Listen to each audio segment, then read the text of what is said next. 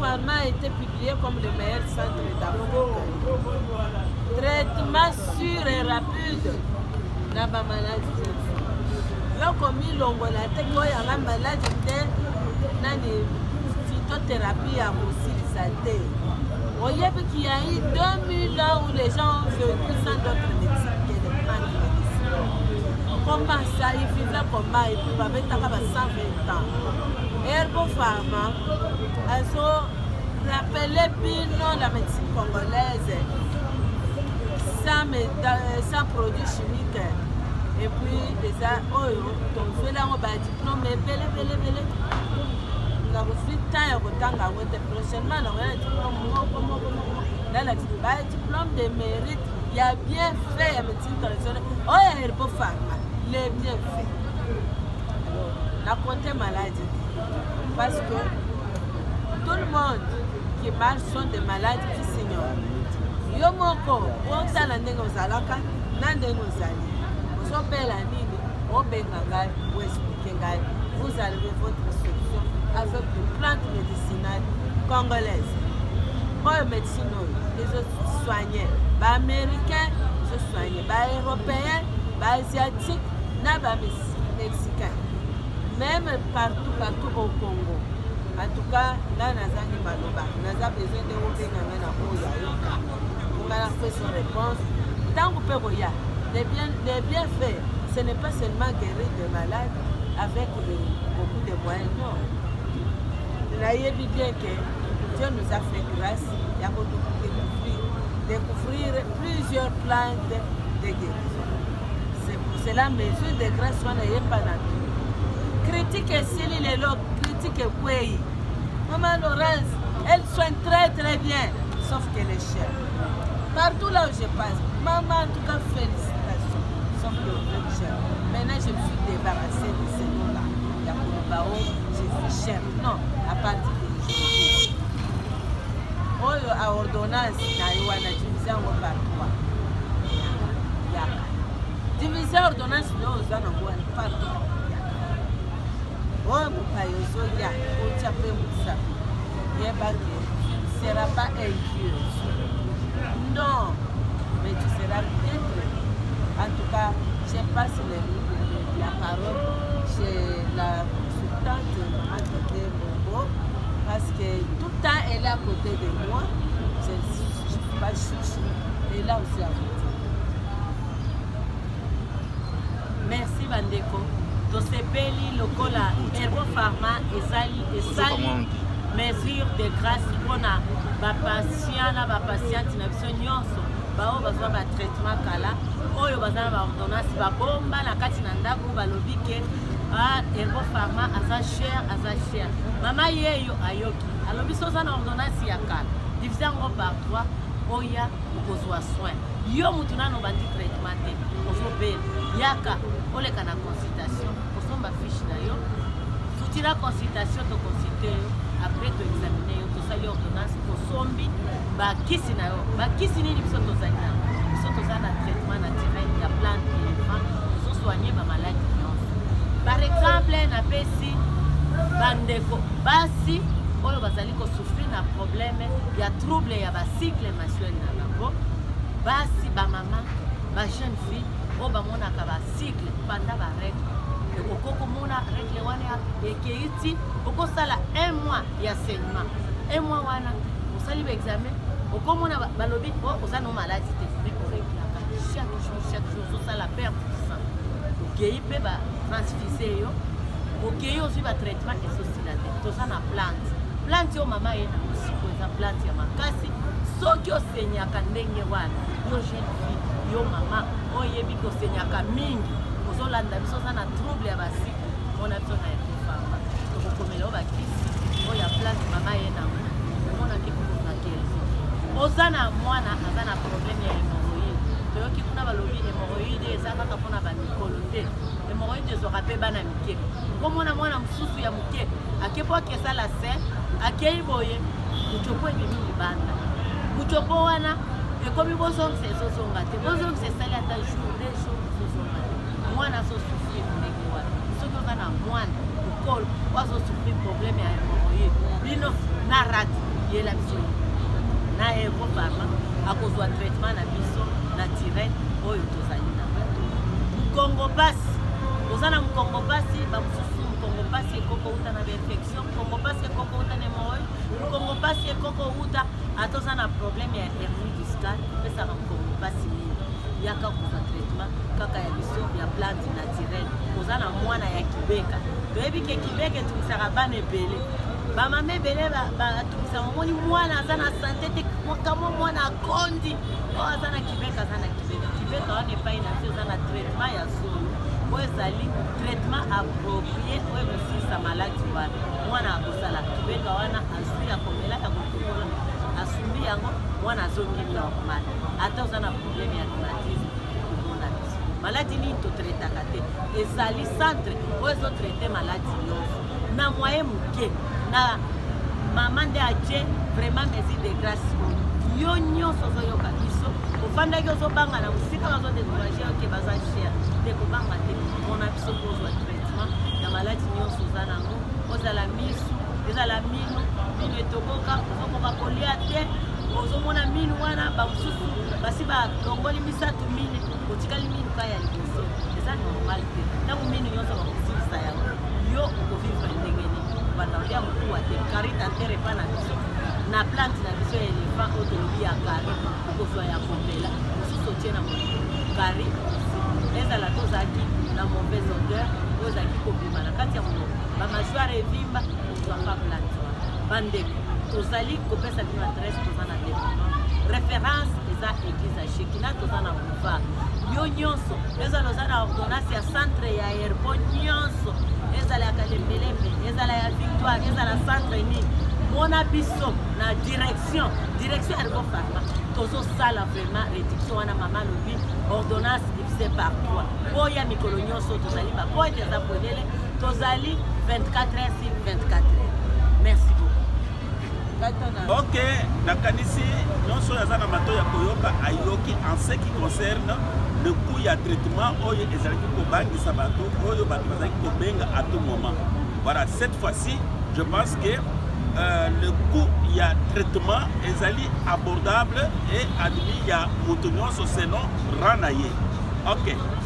À titre de rappel encore, je pense qu'en 2012, l'OMS avait reconnu le traitement traditionnel. Nous avons été reconnus comme, à niveau mondial, le centre Oyo et ont trouvé ma solution à Cambodge. C'était en 2012. Vous êtes sans ignorer. C'est pour vous dire que nous travaillons toujours en collaboration avec la médecine moderne. C'est-à-dire quoi? Tozali batradi oyo topesa ka bakisi bipesela te oyeka kana zoyo kaboye biso pe tolambi soki siro soki ni topesi non, ça se passe par une consultation, c'est une anamnèse, la causerie entre le médecin et son patient pour le situer. Après avoir kosolola totinda ka batu na ba examen bosali oyena ba résultat, c'est sur base ya ba résultat à la place Yaba Kisi Oyobakomaka modernement, nous allons mettre traditionnellement. Donc les plantes médicinales. Wanande yango ezali ko traiter pour na position. Voilà nakalisi wana toyokani. Donc nous sommes une structure bien organisée. Naleke pona kolakisa sikoyo pona kobanda bana oyo bazobanda ya miketi komata na âge moko songolo, à partir de la signe songolo clinique, nous appelons ça les signes cliniques.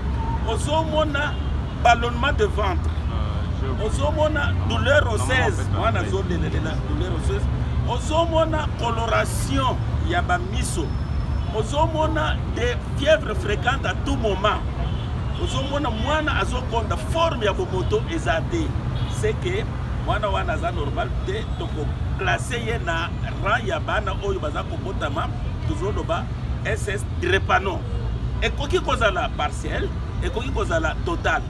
Voilà na lobeli eloko wana pona nini po solution ya bana wana ezali awa omoni kolela ya bato ezaki ebele tantôt bakomaka na 20 ans te 26 ans te non Mais avec le traitement de l'herbo, parce que tout le monde dit que na herbo pharma et une solution, il y a des cas difficiles nyonso.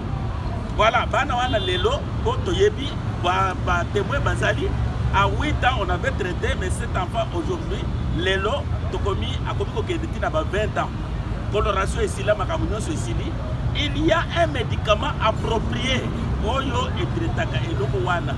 Makambo ya koloba basongisaka makila à tout moment ezali suspe. Makambo ya kosilisa nani nyonso wana ezate à partir ya traitement oya kisi oyo tolobaka kosen. D'ailleurs, à partir de Kiswana, bato bayaka bazwaka ngo na kolamba ya Kiswana, okomona ezo bibisa kaka couleur ya makila. Donc, vous comprenez par là que likambo ya drépano total ou bien partiel, ezako existait ezo sila awa. Voilà, amener ces enfants-là, ils vont trouver des solutions ici. Dans lesquels tozali na basini mususu ezali ba papa. Mutu nyonso mobali nyonso ya botami azalaka na adénome ou bien prostate azanango. C'est normal les ali organes quand il a organisme. Maintenant à partir du moment où l'on est bandi cause volume, c'est-à-dire bandi cause koya monene parce que la médecine moderne dans la médecine nous donne les chiffres. Donc cette masse là pèse, ça va de 25 à 28 grammes ya masse.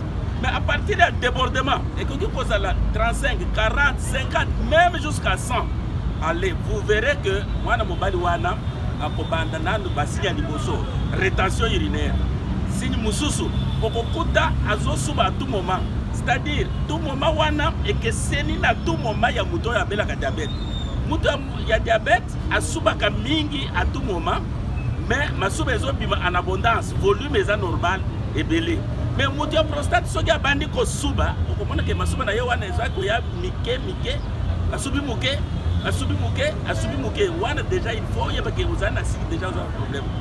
Et puis à partir de la rétention urinaire et puis diminution de force de GI. C'est-à-dire quoi? Okomona lera kosuba masuba ezoke edibisu musikate lokole ya bana soki bazo suba ezo tombwama ezo sala ngomba. Les urines tombent sur ses pieds, sur ses souliers. Donc là, il y a une diminution des forces de GI. Directement, Moutouana a la prostate. D'usurie, Kosoba est un problème. Il y a rétention. D'usurie, c'est-à-dire que Kosoba, c'est tout un problème. Vous comprenez par là que Moutouana déjà a un problème. Prostate, oh, il y a des koboma. Koboma, les sous-makasi. Les autres, les autres, à partir de la rétention, ce qui est salé, Moutouazo, sur les sous-té. Et comme il va dire, talata yobo, et pour créer vie mobile, voilà. Au lieu il y a une opération ezali, une intervention chirurgicale ezali dans le lenge nyonso, bamususu bakufa kanango, bamususu babika kanango, bamususu boyena bona boye, mais une solution dans l'herbo pharma, c'est seulement le médicament, les plantes, les produits phyto. Donc ezali kopesa ekofongo na nzela nyonso wana. Ba si nyonso clinique wana na zone ba ekosila ba makambo nyonso wana ekosila ozomona mutu azongi même soki azaki na zone de kolongwa mutu akozongela normal abandi ko vivre le lenge sengeli ezali solution na kati ya herbo pharma. Voilà eloko wana ezali message oyo ezali koya mpona mutu nyonso aza ko se sentir ba makambo wana bomitungisa te boneka na bambeli te boneka na ba makambo ebele te, mais le prix est abordable au lieu de vous tracasser makambo mingi ya kaka na moindre kaka oyo nyonso okozala nango na okatisi okotrouver solution wana ezali herbo pharma. Moi-même en tant que phytothérapeute Sylvain Kapia, représentant ya maman Laurence lokola tokandi boye na mboka Brazzaville. Bana Brazzaville bozolanda bien, c'est comme d'habitude nayaka kozwa provision awa ya bakisi oyo bokona kuna et puis nayaka kuna. Donc nous sommes sur l'adresse unique, c'est sur Bomitaba numéro 29. Commune à Mungali, croisement, avenue de la Paix et Bomitaba à l'entrée du marché de Mungali, ou encore dans l'enceinte de l'ancien cinéma Vox, que tout Brazzavillois, toute Brazzavilloise, Bayebi, mon côté Azali. Et c'est quand Bokokuta, qui soit la prostate Ezali, il y a SS Ezali, na beaucoup de maladies Ezali, les sous-sebelés, même bateau rhumatisme, Bobangate, Bakolata et Bimbindengeni. ata ozokoka kotambola te ata otika kolata baferme okozongela baferme a partir ya rhumatisme okosala makambo nyonso wana a partir na badouleur articulaire nyonso wana ekozila anasin arthrose ezali lokola plante éléphant oyo ezali kolongola kokwesa bamaladi nyonso wana.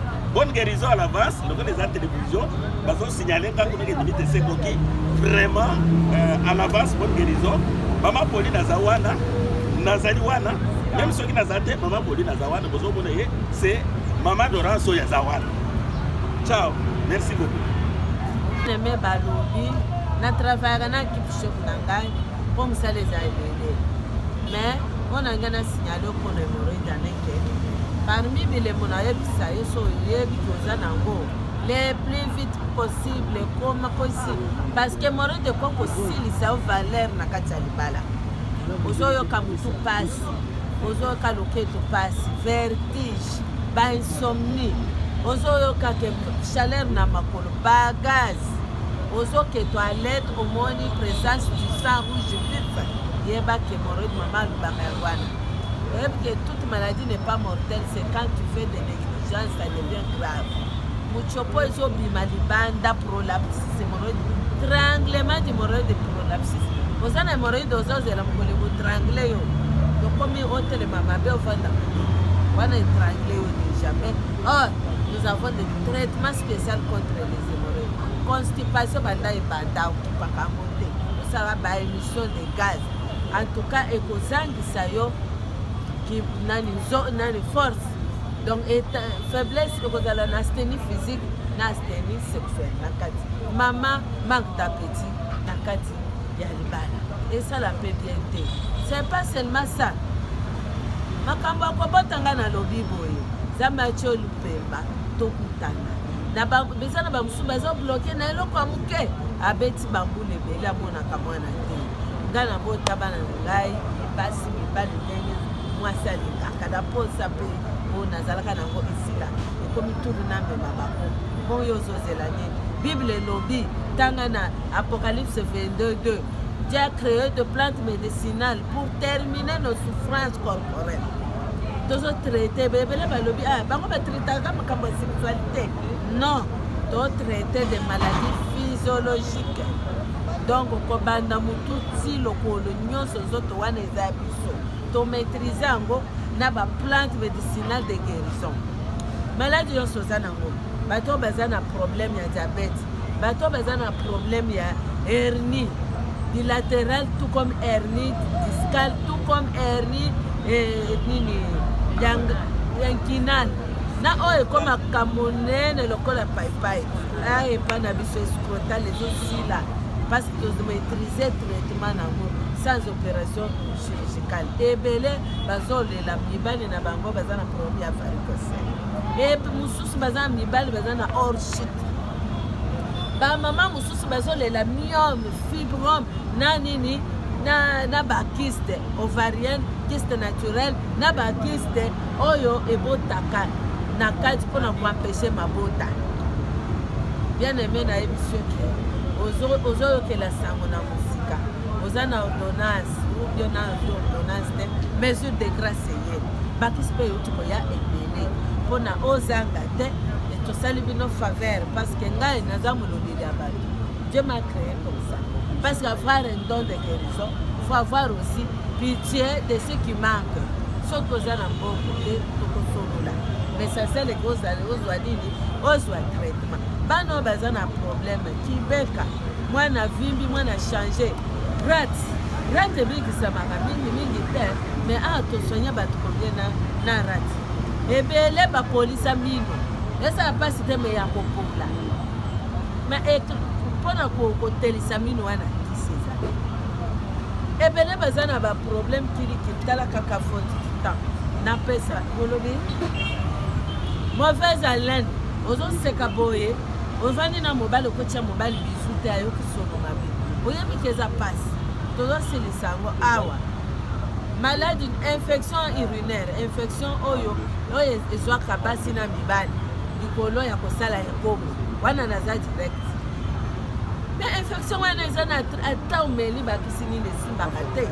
En tout cas misala na votre expérience omeka nano plante LDH oyo toza nango plante antiseptique ekosilisa chronicité ya infection quel que soit degré oyo ezali quel que soit ya mwasi bien ya mobali ezosila mpe soki ekangaki ebebisaki mataka mobali aza lisusu mobali te abotaka lisusu te ma esila mobali ekomi azospermi oligospermi bapesi bakombo ebele parce que bamai wana mataka wana ekufa kwa nini moeberge bastaphylocoque na baconococque bacille de coque yo streptocoque kaka yo nyonso wana okenda wese okendela ndenge papa alobaki awa microbe kombo nango nyonso mais oyebi ke microbe so omeli nango ozosilisa yango te kobotela yo babebe ebele na nzoto ebanda kobota na mikuwa infection locale esukaka na sali olelaka sali bumu infection mais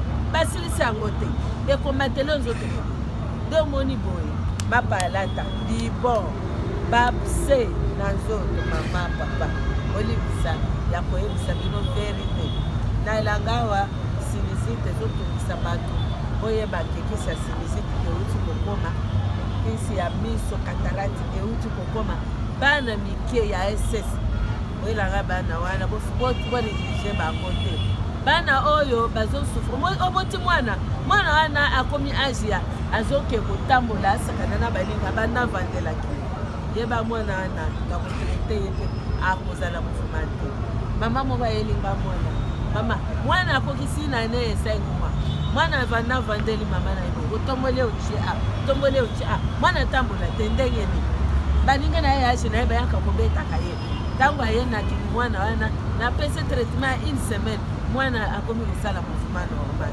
Donc nous sommes des experts, on a commencé très longtemps toza wana les meilleurs centres eza partout toza na Angola na Palanga ri 1 numéro eza ya affiché bobenganga bakisi oyo eza sikoyo wana eza ya ngai eza lisusu te kuna o bakisi kuna o badebrouillaka kuna te ya Angola te oyo yanga moko eutaka bisika oyo na oyebisaka me ntango ekomela okotikala na signature na motema olobi te oyebisa mpe baninga bokende kuna sikoyo mama Pauline aza wana moto ayambela ngai oyebisi ye ke avana osomba kisi bengelanga mama lelo si réellement kiso eza ya ye na Brazzaville nazali na entre Kauka naza mpe na Victoire bikolobaka yo kokoya awa na limete mosuku naza circusal na Victoire entre Kauka numéro 1 naza na circusal na nini Lingwala après maison communale ya Lingwala 12e parcelle na avenue Kalembelele 258 na Brazzaville nazali Goma Lubumbashi partout tozali mais nakosilisa koloba maladi moko lelo kaka te ngonga ezosala nga défaut baparalyse ozwaki paralyse par exemple faute ya nini ya hypertension excès de vitesse ya makila ekweyisi yo osali AVC mais AVC wana na kotraite yango AVC mosusu eya na basurmenage oza nango oza na bastress chaque jour makambo esilaka te zwa makambo wana otie na motema tiango na loboko bongo na traite osi nani baparalysie wana ezosila hépatite cardiaque ce sont des petits problèmes essayez seulement expérimentez seulement on n'a pas assez du temps d'ailleurs butu ekoti esika tozaleli en tout cas napesi bato nyonso mbote napesi papa Mathieu mbote lora nani ndoi na ngai ya papa Mathieu akoli deja mbote aja kosala anniversaire na ye lora ya papa Israel napesi ye mbote napesi balora nyonso ya papa ya mbujimai balora nyonso bao bapesi ngai bakombo baza ebele kobota nzamba tia mopemba tokutana mwasi mobali tokutanaka parceke ya koloba ebele na televizio kosima te me yanga na yo visa tokoloba mingi na kofongola makambo susu koyebi nano te en tout cas merci.